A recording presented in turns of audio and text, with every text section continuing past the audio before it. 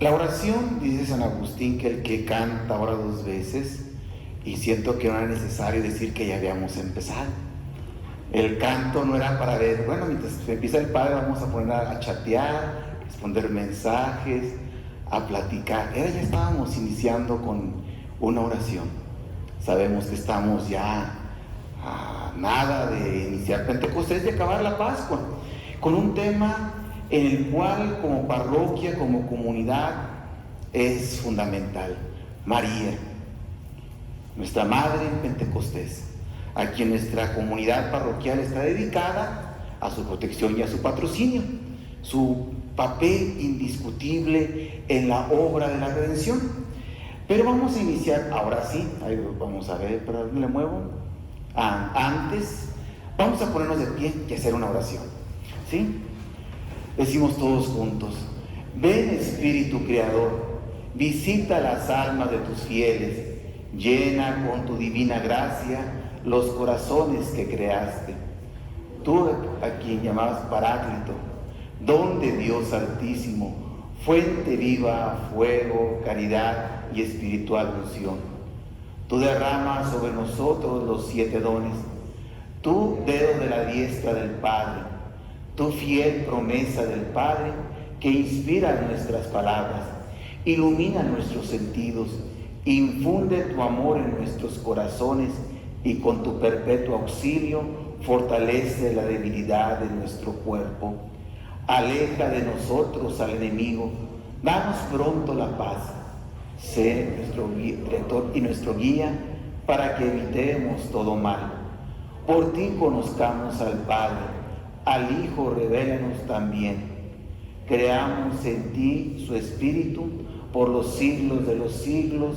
Gloria a Dios Padre y al Hijo que resucitó y al Espíritu Consolador por los siglos de los siglos. Amén. Vamos a tomar asiento, queridos hermanos, y quiero que iniciemos precisamente contemplando uno de los cuadros de la Anunciación más famosos y más bellos que fueron pintados. Sabemos que a lo largo de la historia del arte, de los más grandes artistas, Leonardo da Vinci, Botticelli, entre otros, plasmaron precisamente un detalle fundamental, un momento fundamental de nuestra fe, que es precisamente la encarnación del Verbo, a través del cual viene la salvación del ser humano, del género humano. Y este cuadro de Botticelli es para algunos de los expertos uno de los más hermosos desde el punto de vista espiritual, porque ahí en ese cuadro dice que los rostros son completamente perfectos, no son humanos, no tienen falla, no tienen ningún rasgo de error. Son rostros perfectamente bellos, el de María y el del ángel. Pero es una pintura en diferentes cuadros. En la primera parte, viendo si viene de frente a la izquierda, ¿cuál es la escena que aparece? Adán y Eva están en el jardín del Edén, están siendo expulsados, y atrás aparece el querubín, aquel ángel que Dios pone precisamente para guardar el camino que lleva al árbol de la vida, y los está expulsando. Ahí van huyendo con un rostro de arrepentimiento y compungidos, y en el suelo ven 3 frutos, ¿sí? Frutos especialmente del engaño. Lo tienen en el suelo. Aquello que ellos pensaban que los iba a llevar a ser dioses, se dieron cuenta que era una mentira y la tiran al suelo. ¿De qué sirve ir cargando mentiras, sueños vanos? Y sigue el cuadro, mero en la parte, en el extremo superior, vemos una haz de luz y como un sol. En el cuadro se ven esas manos que envían ese haz de luz que pasa toda la historia de la salvación, ¿sí? Dios empieza a buscar, pero precisamente a estos 2 primeros seres, Adán y a Eva, Dios no les abandona. Dios les promete precisamente en el momento de su caída un redentor, ¿sí? El llamado protoevangelio. ¿sí? Donde le dice a la mujer que concebirá con dolor, y a la serpiente, pues precisamente que pondrá enemistad entre ella y la mujer, en tu descendencia y la suya, y ella le aplastará la cabeza, mientras la serpiente se abalance sobre su talón.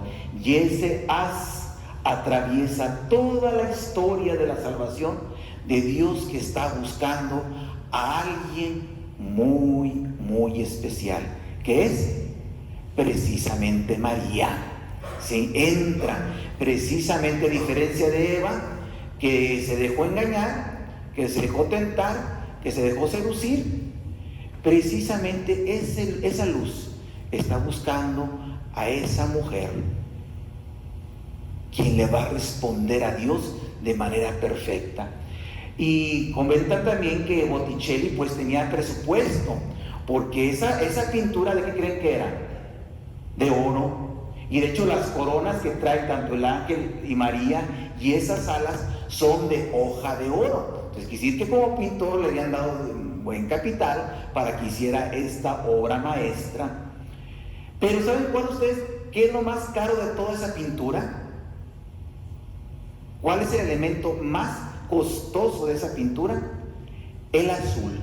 Esa pintura con la que Botticelli pintó el manto de María azul, y aquellas bóvedas azuladas eran de un azul más costoso que en aquella época que el mismo oro con el cual coronó la cabeza de María, del ángel, de sus alas, y algunos detalles de los vestidos y del cabello dorado de los personajes que están en este cuadro. Y ahí entra un ángel en súplica. Vemos cómo el ángel en el primer cuadro está con autoridad, está con potestad, está cumpliendo, ejecutando una orden. En cambio, el segundo ángel está entrando hasta con miedo, ¿sí? Con un respeto total, y se dirige, está hincado el ángel, con las manos como pidiendo permiso para poder acceder a ese espacio sagrado. Y en ese espacio sagrado vemos unas columnas completamente delgadas, y en el fondo nos recuerda un hospital, ¿sí? Un hospital donde figura precisamente el símbolo de una humanidad que está herida y que está siendo curada, ¿sí? Que tiene que llegar a ese lugar, pero está María, y atrás tiene como unos lienzos que nos recuerdan algo muy importante, como una mujer en un trono. Así la ve el ángel a María Santísima, en un trono, y ella está sosteniendo un libro. No sabemos, Frangélico, qué haya puesto en este libro.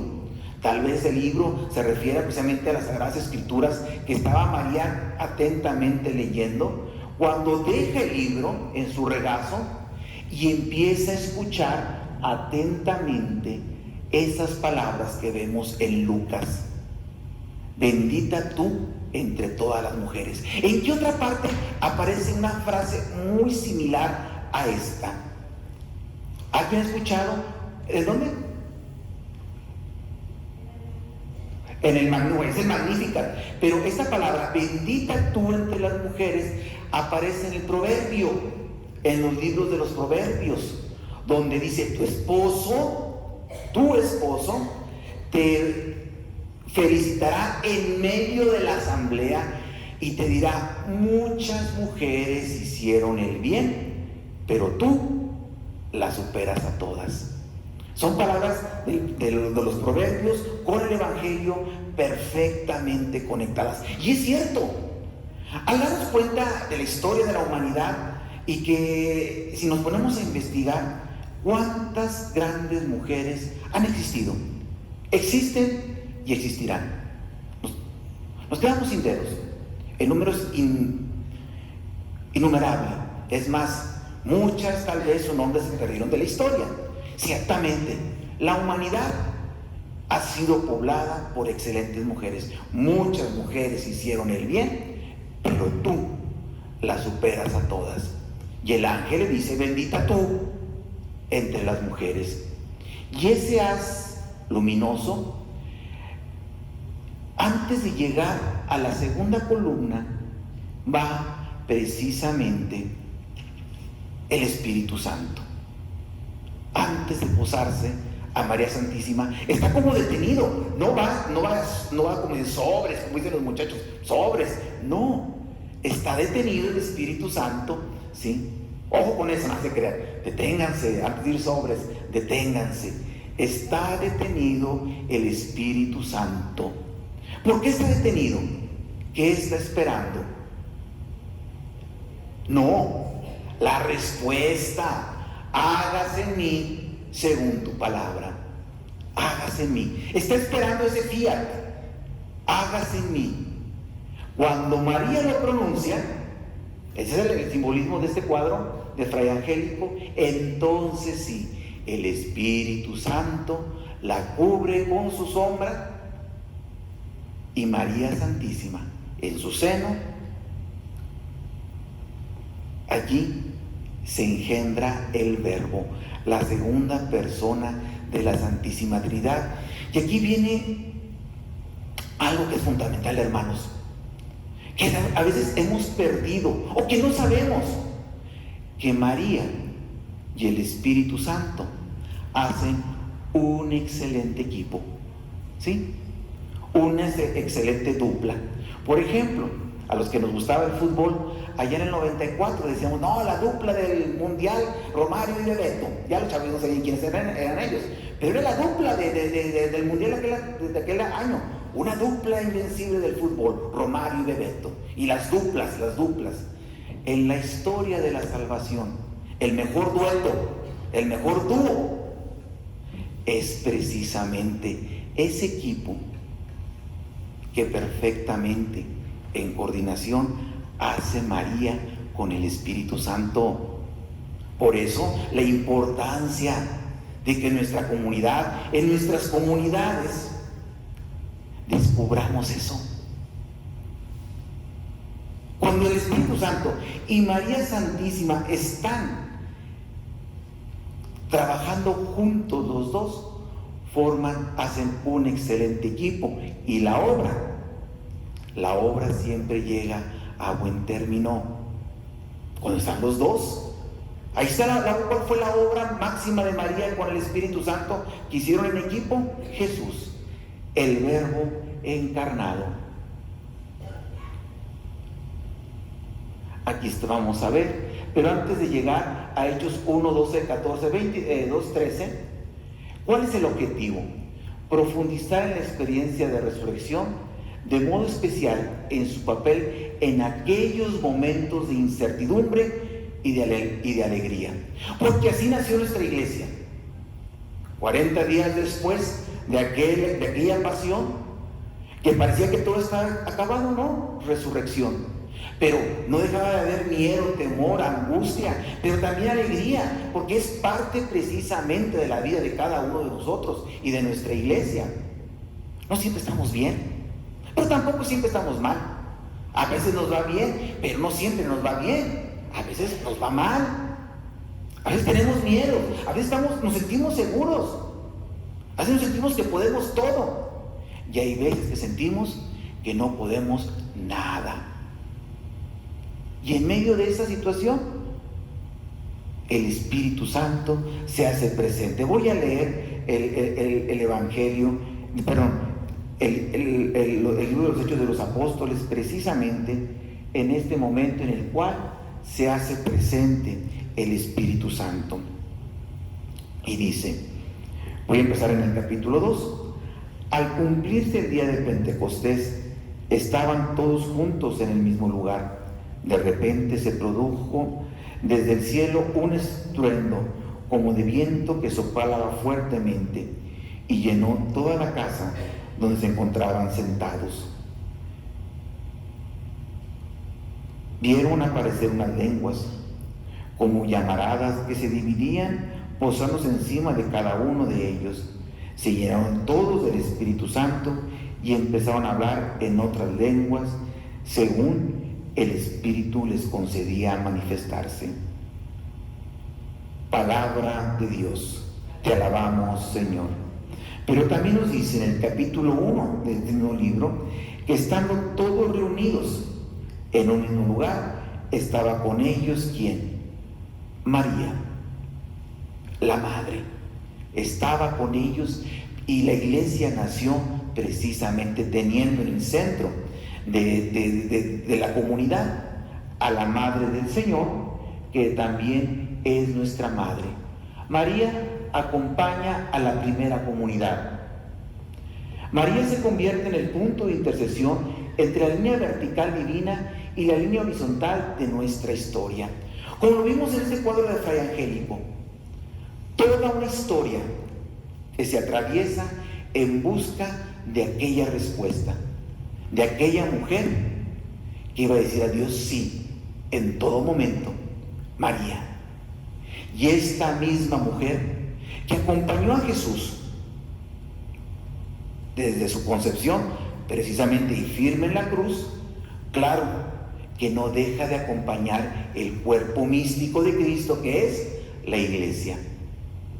Somos el cuerpo místico de Cristo. Por nuestro bautismo somos ese cuerpo místico. Por lo tanto, la madre nos sigue acompañando.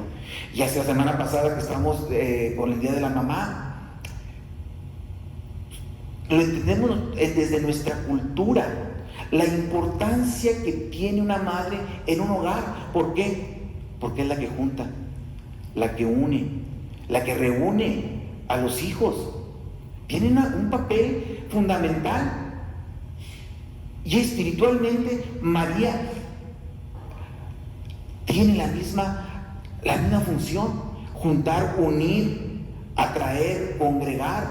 De hecho, en nuestra fe como mexicanos, que nuestra fe viene precisamente de España, cuando dice la historia, cuando Santiago se había dado por vencido, porque los españoles, pues no existía España, pero que eran muy duros de cabeza y que no querían aceptar el evangelio, ya se iban a regresar. Ya aquí me doy por vencido, aquí no puedo hacer nada. Según la historia, según la tradición, no es dogma de fe ciertamente, pero según la tradición, la primera aparición de María, estando viva, fue allá en Zaragoza, Nuestra Señora del Pilar, como columna. No te desanimes, adelante, tienes que seguir. Allí tiene también que surgir la iglesia, acompañando, alentando y acompañando a la primera comunidad. María está presente y precisamente ella que fue fundamental para que el Espíritu Santo obrara la encarnación y llegara a Cristo. María también estuvo presente nuevamente en el origen y el nacimiento de nuestra iglesia, precisamente cuando el Espíritu Santo viene y se posa sobre todos los que estaban ahí presentes. Otra vez, hermanos, nuestras comunidades, nuestra iglesia, nuestra parroquia, en serio, sopla el Espíritu Santo, sopla la presencia de María. Seamos listos, traigamos a nuestro grupo presente. Espíritu Santo, María, ayúdenos a avanzar, a trabajar con nosotros. El perfil mariano de la iglesia. Vemos cómo primero la importancia de María, presente precisamente en la comunidad. La dimensión mariana constituye un factor de unidad entre las dimensiones eclesiales. El proyecto salvífico se realiza entre la concepción del Verbo y la venida del Espíritu Santo en Pentecostés, y es precisamente en estas dos escenas o momentos de la historia donde María juega un papel fundamental de acompañar. ¿Y cuándo ha cesado ese acompañamiento? Nunca.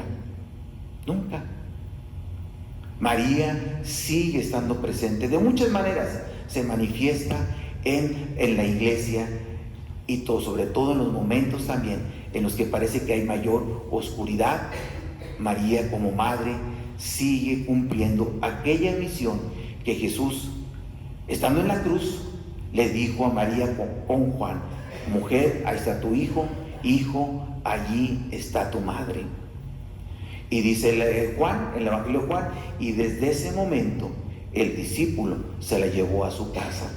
Desde ese momento la iglesia tiene a María en el corazón. Por eso este perfil de acompañamiento es el perfil precisamente de la madre que camina con la iglesia, que es el cuerpo místico de su Hijo. 5 momentos fundamentales donde vemos a María animada por el Espíritu Santo. Pero antes de llegar a este momento,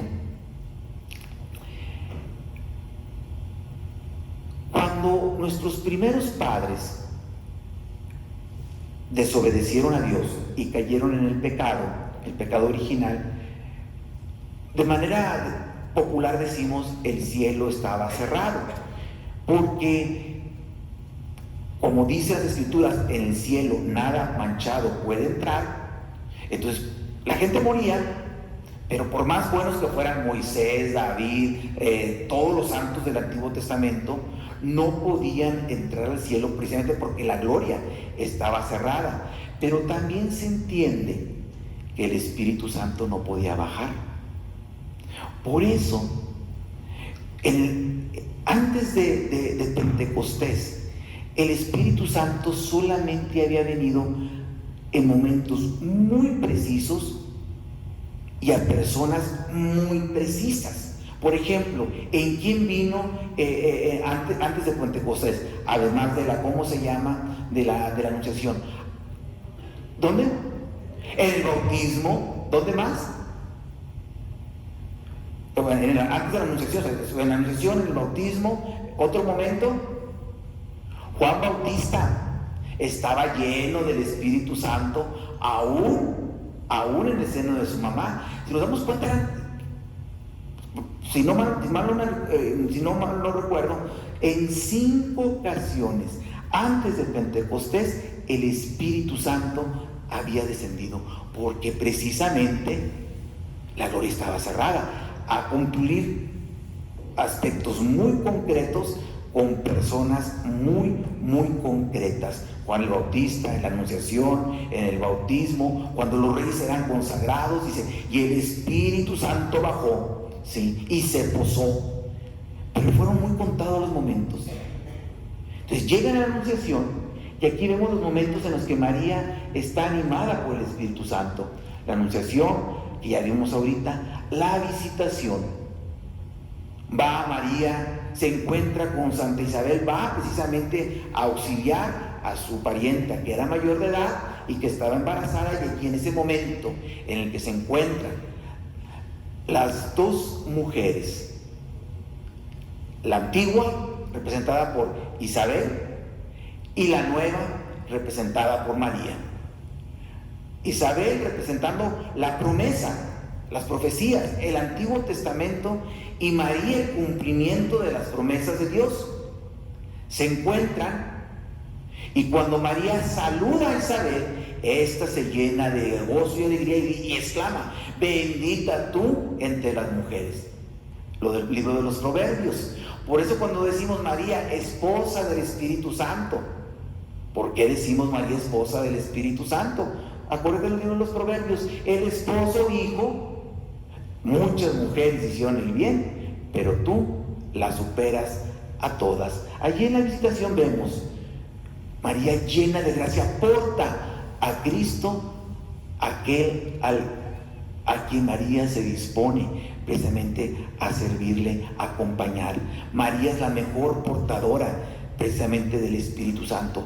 Por eso les repito, el dueto, el equipo espiritual que hace María y el Espíritu Santo es invencible, es genial, no tiene comparación. Las comunidades precisamente animadas, nosotros mismos animados, nuestras familias, por esta dupla, generan vida, generan salvación. Tercer momento, en la presentación de Jesús en el templo, Jesús había recibido el Espíritu, la garantía de que no moriría. Simeón había recibido del Espíritu la garantía de que no moriría sin haber visto al Mesías, y precisamente movido por el Espíritu fue al templo en el momento en que María y José llegaban con el niño. Por eso el 2 de febrero, el día de la Candelaria, el día de la Anunciación, litúrgicamente y espiritualmente es el puente que une a la Navidad con la Pascua, ¿sí? El niño que ha sido engendrado 40 días después es llevado al templo, pero antes del miércoles de ceniza se celebra el día de la Candelaria, y ese niño es presentado al templo como la víctima. Se llevaron 2 pichones, porque María y José precisamente en ese día llevaban al Cordero perfecto que dicen las Escrituras que tenían que presentarle al Señor. Lo llevan, y Simeón, y anciano, movido por el Espíritu Santo que había recibido esa promesa, ve cumplida. Y por eso dice ese himno que la iglesia lo reza las noches: Benedictus, bendito seas, Padre, Señor Dios omnipotente, que no dejaste que tu siervo muriera en paz. Ahora sí, deja a tu siervo descansar, porque he visto el cumplimiento de tus palabras, luz para las naciones y gloria de tu pueblo Israel. Canta de alegría Simeón, porque ha visto la profecía cumplida. He visto la promesa de Dios ya aquí. La he cargado, la he tomado, nuestro Señor Jesucristo, y también lleno del Espíritu Santo. Ahora, otro momento en el que vemos a nuestra Madre animada por el Espíritu Santo, pues es precisamente María al pie de la cruz. La presencia de María es signo de que la Madre de Jesús siguió hasta el fondo el itinerario doloroso trazado por el Espíritu Santo a través de Simeón. Porque le dice a María, a Simeón, en esa anunciación, en esa visita, en la presentación: una espada atravesará tu corazón. Y les dice a los dos, Simeón: miren, este niño ha sido puesto para resurgimiento y para caída de muchos en Israel, y a ti una espada te atravesará el alma. A las mujeres que están aquí, que son madres, ¿se imaginan ustedes el dolor y el valor que tuvo que tener esta mujer para ir acompañando a su hijo en ese Vía Crucis? En medio de burlas, ella sabiendo: va a morir por ustedes, que se están burlando de él, que lo están insultando. Porque a veces nos quedamos en una situación muy superficial. A veces, al leer las Escrituras, es importante también encarnarnos. Por amor a su hijo, María fue. Por amor, no te voy a dejar solo, aquí estoy yo. Y de hecho, una de las escenas de Mel Gibson, cuando en la película de La Pasión, retrata cuando María corre y le dice a Jesús, cuando Jesús cae y María corre y le dice: aquí estoy, sí. Sin embargo, para Jesús tampoco era fácil ver a su mamá. A ninguno de nosotros nos gusta que nuestros seres queridos nos vean cuando estamos pasando una humillación. Por eso en los exámenes finales de la graduación: no vayas, mamá, por las preguntas que te van a hacer, ¿verdad? No, mejor así yo lo presento solito, mejor no vayas, porque pues para que vean que me trapean ahí en el examen, pues mejor no me presento. Pues ciertamente a veces no nos gusta que nuestros seres queridos nos vean aplastados, humillados. Y allí estaba María, allí estaba Jesús. Pero a la vez una madre se hubiera lanzado, se hubiera interpuesto, hubiera hecho lo posible, hubiera arañado a los guardias, no sé, o sea, una mujer para defender a sus hijos se vuelve una leona, ¿sí? Y allí María, obedeciendo al Padre eterno, obediencia, amor, entrega, completamente al pie de la cruz. Sin la fuerza del Espíritu Santo, esto no sería posible. Y ciertamente, hermanos, miren, Sin el Espíritu Santo, pues uno de los frutos es la fortaleza, porque hay momentos de la vida en los que sinceramente a veces nos aplastan, que decimos ya no puedo más, hasta aquí llegué, ya no doy una. Se requiere precisamente de una fuerza que venga de lo alto para sostenernos, y precisamente lo vemos en los apóstoles. Los apóstoles antes de Pentecostés eran hombres débiles, frágiles, que huyeron. Fuera de Juan, todos huyeron. Pero algo pasó después de Pentecostés. Aquel Pedro que lo negó 3 veces, fue el mismo Pedro que tuvo la valentía de pararse a 3,000 personas, como lo vemos en el libro de los Hechos de los Apóstoles, y hablar. El Pedro que tuvo miedo ante una mujer que le decía, tú eres Galileo. No, yo no soy Galileo, yo no conozco a ese hombre. Ese Pedro que se avergonzaba de Jesús ante una sirvienta. Fíjense, ¿qué le puede hacer una sirvienta? Eso es algo maravilloso de Lucas, ¿sí? Pone a Pedro acobardado por una sirvienta. Le tuvo miedo. No estaban los centuriones, no estaban los soldados, no estaban los del Sanedrín. Estaba una sirvienta, y Pedro ante una sirvienta le temblaron los pies. Y aquel mismo Pedro fue el mismo que tuvo la valentía, después de que llegó el Espíritu Santo, de ponerse de pie y hacer el primer querigma. Cuando hablamos del querigma y la evangelización, ¿dónde está el querigma? Aquí, Hechos capítulo 2, donde Pedro empieza a explicar todos los temas: el amor de Dios, el pecado, Jesucristo, la solución del Padre. Todos los temas del querigma están centrados en el discurso de Pedro que hace en Jerusalén. ¿Y de dónde le vino esa fuerza, esta valentía? Precisamente de la fuerza del Espíritu Santo.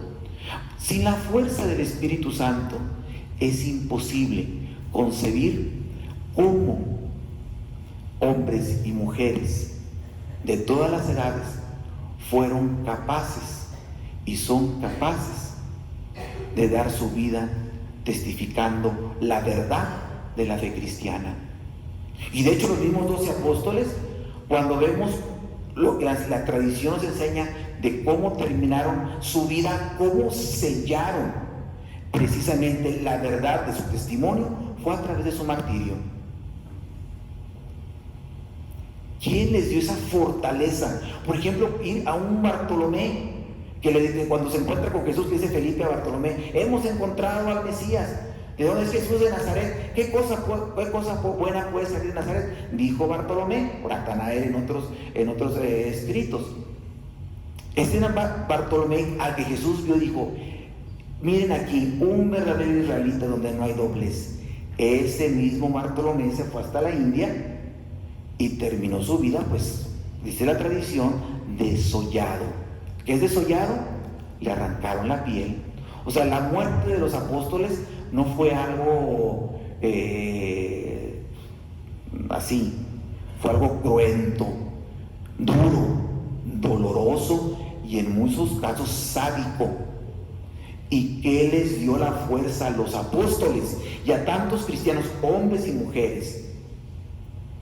Santa Cecilia, Santa Inés, Santa Lucía, que vienen en el canon romano, por ejemplo, mujeres jovencitas, ¿sí? De 12 años, dice la tradición, con el valor precisamente para entregar su vida antes de renegar de Cristo. Es más, el patrono de la juventud mexicana, José Sánchez del Río, 14 años, también un testimonio sellado de manera brutal. ¿Sí? Cuando ves, no es como la película de La Cristiada ahí, no, fue algo brutal lo que le pasó a ese niño, bueno, jovencito de 14 años, y prefirió pasar por eso antes de renegar de Cristo y de Santa María de Guadalupe. ¿De dónde le viene esa fortaleza? Precisamente del Espíritu Santo. María al pie de la cruz, María, madre de la iglesia, María, nuestra madre. Porque precisamente cuando queremos soltar la toalla, Me acuerdo, aquello que queremos soltar las toallas. Ay, no, papá, es que yo ya tengo muchos años aquí. Ya me voy a retirar. Pues ya, como dice, que haya pensión, haya ya jubilación. Me acuerdo que el padre José Luis del Río, que era mi párroco, me decía: aquí nadie se, ¿cómo se dice? Se pensiona, aquí nadie se echa para atrás. Todo lo que hiciste, ¿por cuántos? 50 años trabajando, no, ya no, aquí todos se mueren en la raya. Así les decía. Aquí nadie, de que ya me voy a dar de baja, que ya no puedo, padre. Nadie, sí. Y cuando queramos soltar la toalla, la fuerza del Espíritu Santo, pues tanto que han trabajado, ¿sí me explico? Tanto que han hecho esfuerzo, y después no, porque me sacó la lengua fulanita, manganita, no, ya no voy a ir. ¿Sí? No, hermanos, la fuerza del Espíritu Santo, en los momentos en que parecemos que nos aplasta, María, nuestra Madre, está con nosotros. María en Pentecostés. Pentecostés presenta a María como el centro de la iglesia, como una madre, tal cual, la madre, ella es la madre, iluminada, como lo vimos en el cuadro de Fray Angélico, por la luz del Espíritu Santo, más luminosa, más bella que el mismo oro. María construye la iglesia viviendo la palabra, por eso en donde está presente María hay comunión. ¿Sí? Donde está presente María, ahí está una familia presente, una madre que quiere a los hijos. O sea, cuando me peleo con mi hermano, bueno, para qué yo digo, ¿verdad? Pues sí, a veces me peleo con mi hermano, mi mamá no quiere que me pelee con mi hermano, ¿sí? Tanto quiere a uno como quiere al otro. Quiere vernos juntos en la misma mesa, quiere vernos nosotros juntos en la misma fiesta. La madre quiere ver a sus hijos juntos. ¿O qué madre quiere ver a sus hijos cada quien por su lado? Nadie. Entonces, donde está María presente, está la comunión. Solo siendo marianos somos iglesia, decía el Papa Benedicto XVI. Somos convocados. Iglesia es convocación. Por eso, cuando nuestros hermanos que no comparten la fe cristiana o que no reconocen a María, es importante darnos cuenta lo mucho que representa y es esta mujer, porque no es Dios, lo sabemos, es mujer y como criatura infinitamente inferior a Dios eterno. Exactamente, no adoramos a María, no la adoramos, porque la adoración es exclusiva para Dios, pero precisamente ella es la primera que se reconoce pequeña, humilde. Aquí la esclava del Señor reconoce su pequeñez, reconoce que ella sin Dios no es nada, y por eso es llamada. Decía, no me acuerdo si era Santa Teresa de Jesús, que comentaba que la virtud por la cual Dios se agachó a ver a María era precisamente por la humildad. El mismo ángel Gabriel, que dicho sea de paso, ¿saben ustedes cuál es el ángel más importante en el Islam? Gabriel. Y de hecho en el Corán aparece más el nombre de María que de Mahoma.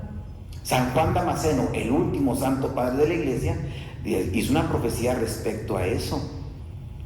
Cuando esta religión redescubra que aquella mujer que tanto respeta como María es la madre del único Dios verdadero por quien se vive, María Santísima.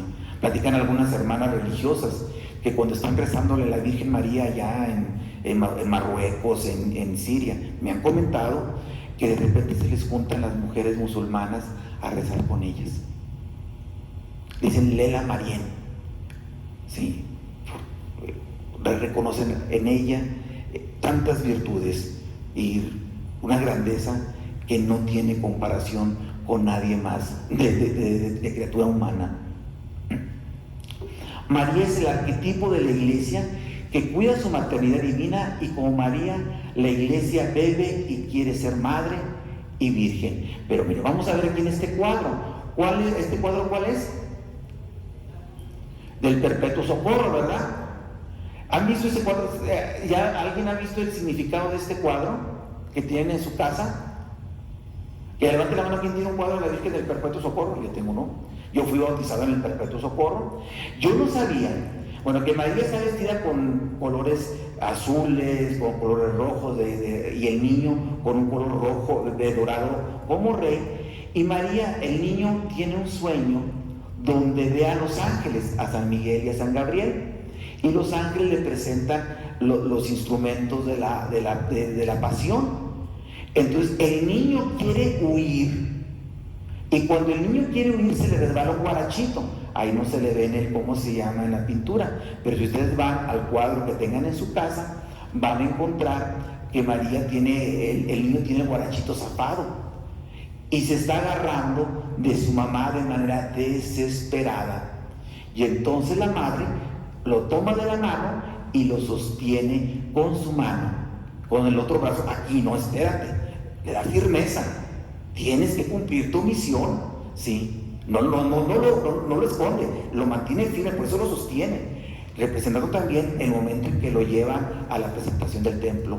No te eches para atrás, en pocas palabras. Lo sostiene, y mientras el niño está viendo a los ángeles con un rostro de temor, María nos está viendo a cada uno de nosotros cuando tengamos nuestras propias pruebas, nuestras propias dificultades, nuestros propios desafíos que nos impulsen o nos lleven a la tentación de rendirnos. Esta madre nos toca con sus dos brazos, uno para decirnos aquí estoy, y el otro para sostenernos.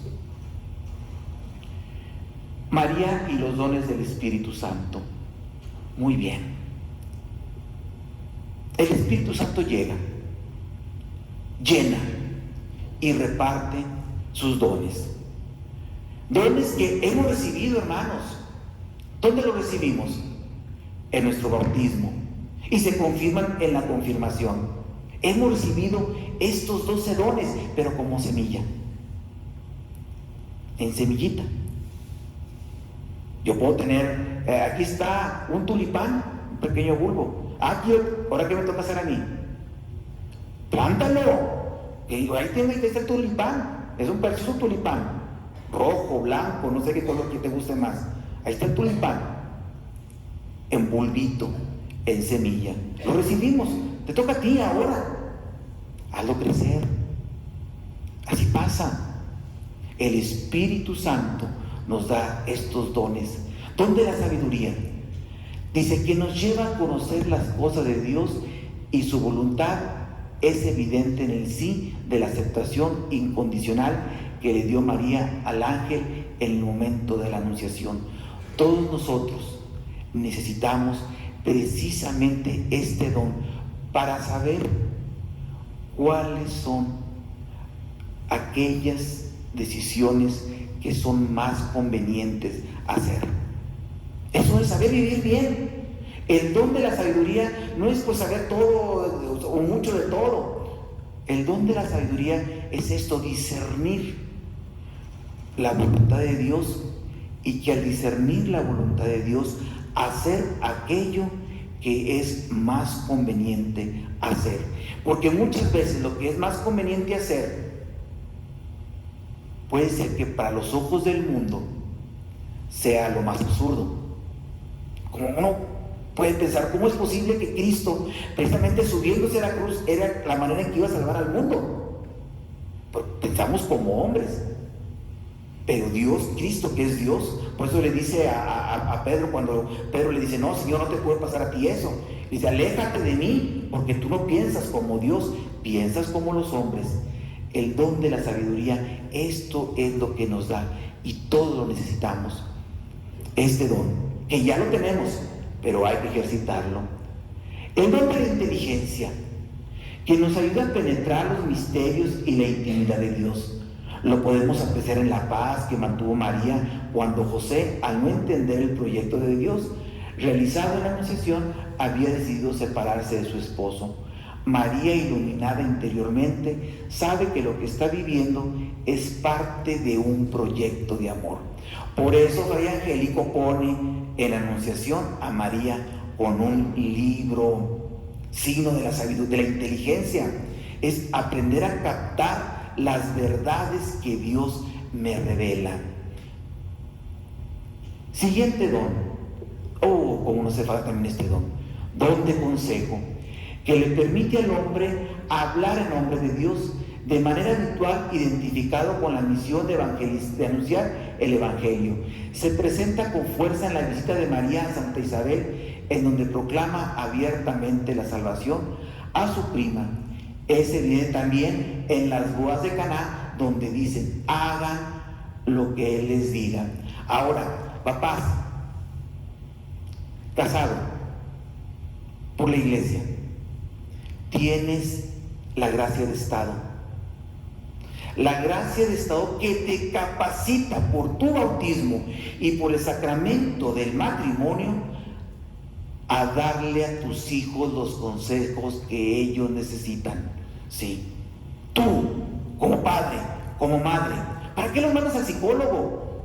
Sí, no porque digo, no, padre, no va a quitar el trabajo. No es quitar el trabajo. Papás, crean que han recibido de Dios esta fuerza, este espíritu en los sacramentos que tienen, este don de consejo. Ponlo en práctica, háblales al corazón, con franqueza, con amor, con cercanía, con firmeza. No tengas miedo. Tienes por Dios estas gracias, por tu sacramento de matrimonio, por tu bautismo. Dios te ha capacitado de guiar, de educar y aconsejar. Y nosotros tampoco no echemos en saco roto lo que nuestros padres nos dicen. Uno de los grandes errores que cometemos es pensar que lo sabemos todo y que no necesitamos consejos de los mayores, en especial de nuestros padres. Porque es fácil decir: no, mi padre no sabe, no entiende nada, no sabe nada, mi mamá no me entiende. Sí entiende. Escuchemos los consejos de nuestros mayores, porque a través de ellos el Espíritu Santo nos habla. Jesús obedeció a María: mujer, ¿qué tenemos que hacer tú y yo en esta boda? Y María les dice: hagan lo que Él les diga. Y Jesús obedeció a su madre, así de simple y sencillo. ¿Te hago caso? Y ahí inició el primer signo de Jesús. Don de piedad. El Espíritu Santo, por el don de piedad, imprimió constantemente en el alma de María un afecto filial hacia Dios como a verdadero Padre, sintiendo vivamente esta filiación divina, amando con corazón de hija, madre, esposa y hermana. Ahora, este don de piedad, miren, se ve plasmado cuando en nosotros hay este deseo por orar, el deseo por rezar, cuando se nos hace necesidad hablar con Dios, y no solamente cuando nos va bien, precisamente en el desafío, cuando todo va mal, cuando parece que las cosas no salen como queremos. El don de piedad es aquel que nos hace gustar de las cosas espirituales. Entonces, cuando decimos: no, es que no quiero orar, ándale, está matando, está dejando inactivo el don de la piedad. El don de la piedad no es: no le hagas daño, no te voy a pegar porque tengo piedad. El don de la piedad es eso, es este gusto espiritual por las cosas de Dios, por hablar con Dios, por entrar en intimidad con Dios. Y por eso los más grandes santos se pasaban tiempos, horas enteras en frente al Santísimo, así, completamente extasiados, sin nada, viendo nada más el Santísimo Sacramento por horas, porque estaban llenos del espíritu, del don de la piedad. El don de ciencia los posibilita para entender las cosas del mundo mismo, son la realidad y no como nuestros sentidos nos las presentan. El mundo estamos llenos de apariencias. Sí, lo que parece bueno no lo es tan bueno, y lo que parece malo realmente lo que nos conviene. Entonces necesitamos el don de ciencia precisamente para esto, para discernir los signos de los tiempos. ¿Sí? No pensar que el mundo se va a acabar por si Trump pone aranceles o no. No, Dios es más grande que una decisión de Trump. ¿Sí me explico? Va más allá. Nuestra vida va más allá. Pero esto es el don de ciencia. tener la visión de entender los signos de los tiempos. El Magnificat refleja la profundidad de su corazón y el ardor de su oración. Grandes cosas ha hecho por mí el que todo lo puede. ¿Cuántas cosas ha hecho por nosotros a lo largo de nuestra vida el que todo lo puede? El don de fortaleza, que ya lo habíamos mencionado ahorita, que nos capacita para dar testimonio de fidelidad a Dios aún en medio de nuestros sufrimientos y dificultades, se ve patente en María desde la Anunciación hasta el Calvario. Nadie como ella sufrió, nadie como ella manifestó fidelidad a Dios, en nadie como ella actuó el espíritu de fortaleza. Y todos necesitamos también. Siempre es necesario tener de Dios esta gracia, este don que nos fortalezca en todo momento. Aquí vamos con este don de temor de Dios, que nos ayuda y posibilita para amar a Dios por sobre todas las cosas, hasta el extremo de llegar a sentir tristeza de ofenderlo. Se muestra con esplendor en la vida de María, que prefiere perder lo que más ama en este mundo a José, incluso hasta la propia vida, con tal de agradar y de ser fiel al Señor. Miren, este don de fortaleza, en pocas palabras, es lo que Santo Domingo Sabio dijo en aquella frase inmortal, que él también murió así como Carlo Acutis, muy joven: primero morir a pecar. Primero morir a pecar. El don de temor de Dios es aquel don que nos ayuda precisamente a ver lo grave del pecado. ¿Qué tanto es tantito? ¿Qué tiene de malo una carita al aire? ¿Sí me explico? Todos lo hacen. Me voy y me confieso antes de... así fácil. No pasa nada. No, el don del temor de Dios nos ayuda a ver precisamente la maldad objetiva del pecado, a descubrir precisamente el amor que Dios nos tiene, y que por lo tanto, si Él me ama y yo lo amo, entonces pongo toda mi fuerza en mantener puro mi corazón. Bienaventurados los limpios de corazón, porque ellos verán a Dios.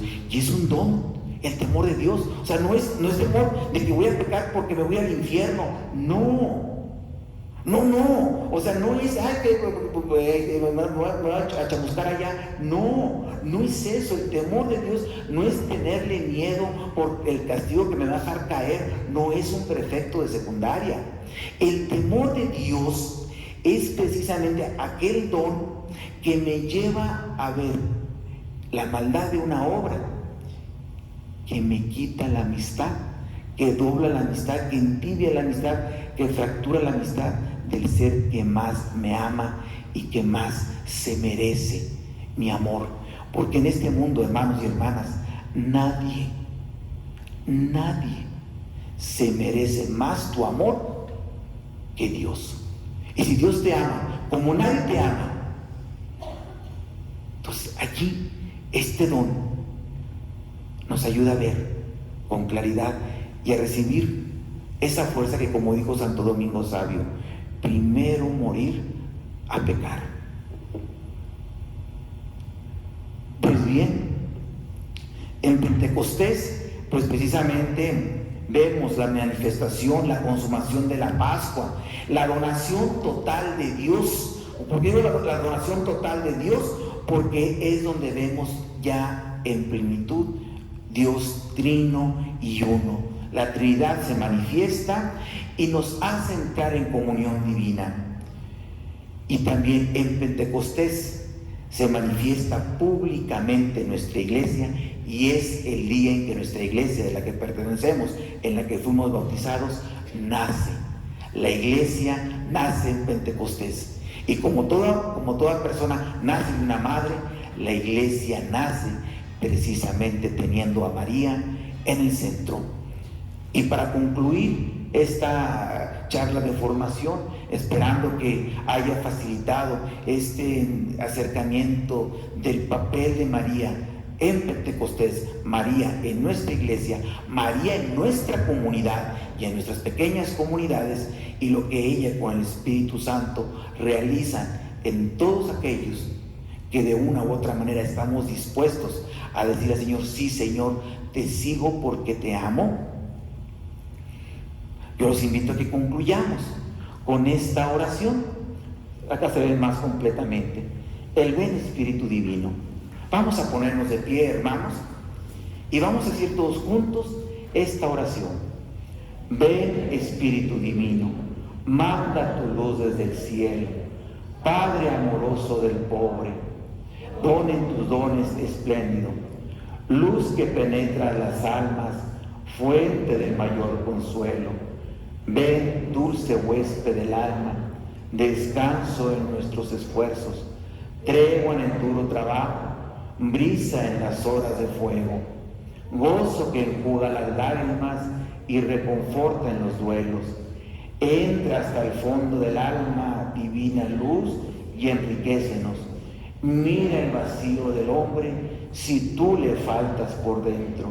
Mira el poder del pecado cuando no envías tu aliento. Riega la tierra en sequía, sana el corazón enfermo, lava las manchas, infunde calor de vida en el hielo. Doma al espíritu indómito, guía al que tuerce el sendero. Reparte tus 7 dones según la fe de tus siervos. Por tu bondad y tu gracia, dale al esfuerzo su mérito. Salva al que busca salvarse y danos tu gozo eterno. Amén. Para concluir, los invito a que cierren sus ojos. Si alguno gusta, con los ojos cerrados, mirar hacia el cielo, levantar sus manos hacia Él o simplemente llevarlas hacia su pecho.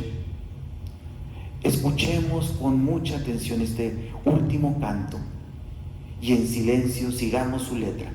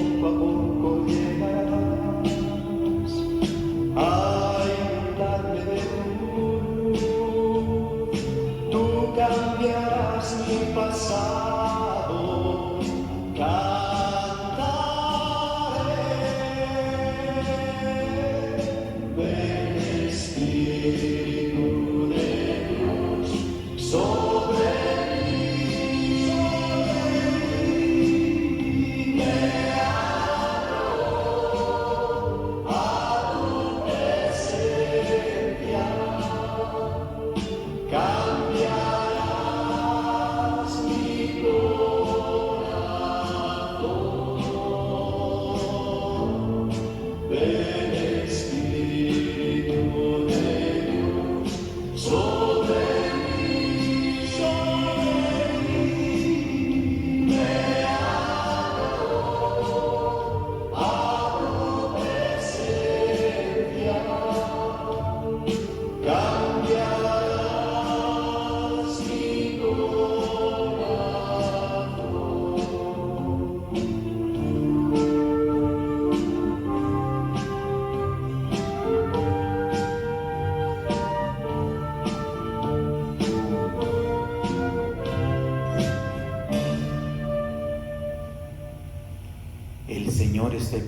todos ustedes.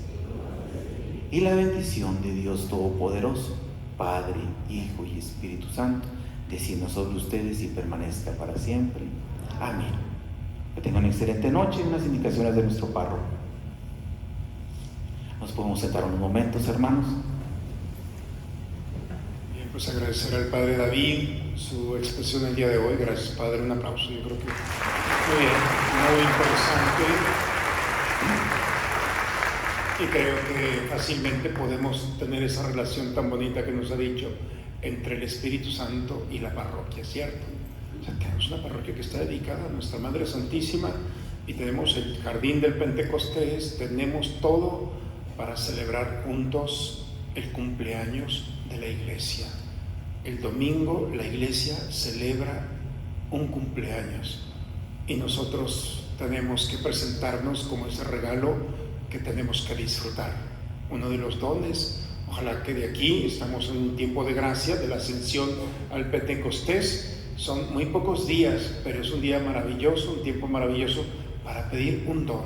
Escojan el don que quieran. El Padre David lo ha puesto aquí.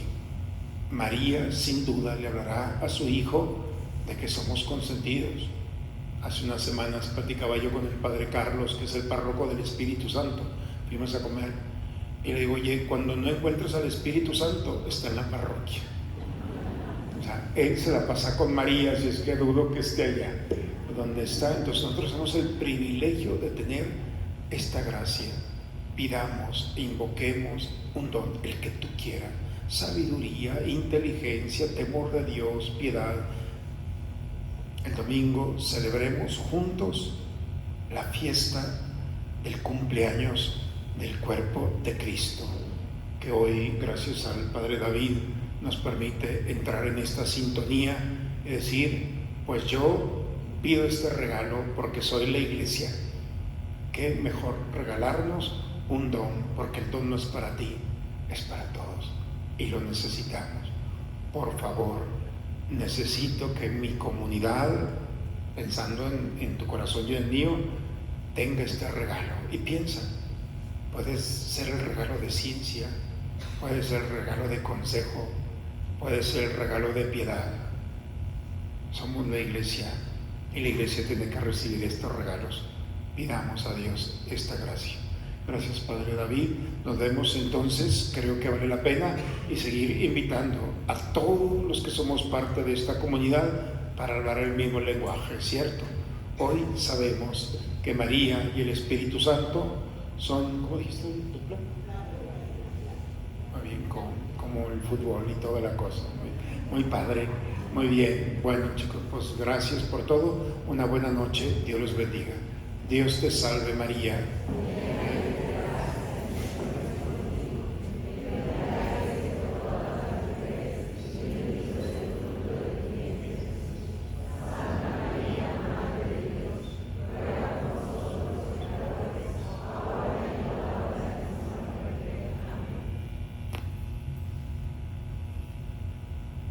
Agradecerle a Ale que estuvo hasta los últimos minutos allá. Ponle esto, Ale, pon el otro. Muchas gracias, Ale, por la presentación.